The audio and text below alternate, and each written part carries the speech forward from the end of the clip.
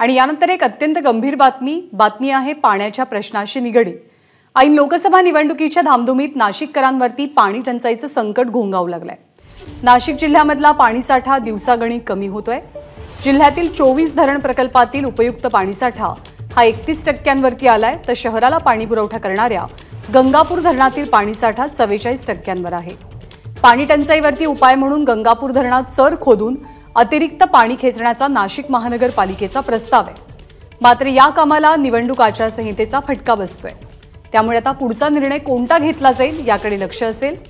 दरम्यान गंगापूर धरणातनं नाशिकच्या पाणी स्थितीचा आढावा घेतलाय मुकुल कुलकर्णी यांनी। ऐन लोकसभा निवडणुकीच्या धामधुमीत नाशिककरांवर पाण्याचं संकट आहे। ग्रामीण भागाबरोबरच शहरातील नागरिकांना देखील पाण्याच्या समस्येला सामोरं जावं लागू शकतं, कारण गंगापूर धरणामधला आजचा पाणीसाठा हा 44% आहे, तर नाशिक जिल्ह्यातील 24 धरणातला एकूण पाणीसाठा हा 31% येऊन पोहोचलेला आहे।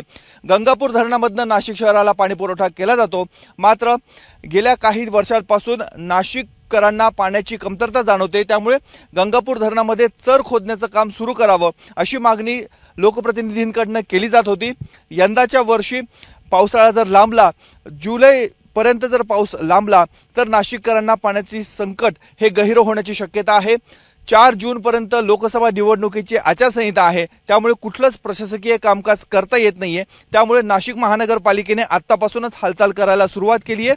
त्यासाठीच निवडणूक आयोगाशी संपर्क साधला, मात्र निवडणूक आयोगाने आता मुख्य सचिवांकडे पत्रव्यवहार करण्याचा प्रस्ताव पाठवण्याचा सल्ला दिलेला आहे। त्यानुसार नाशिक महानगरपालिकेने त्या संदर्भातल्या हालचाली देखील सुरू केलेल्या आहेत। दुसरीकडे जर आपण बघितलं, ग्रामीण भागामध्ये देखील अशीच परिस्थिती आहे।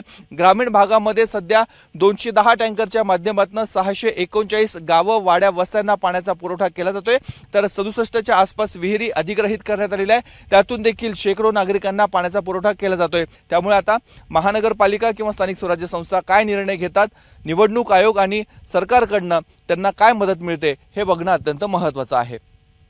कॅमेरामन किरण कटारेसह मुकुल कुलकर्णी, एबीपी माझा, गंगापूर धरण।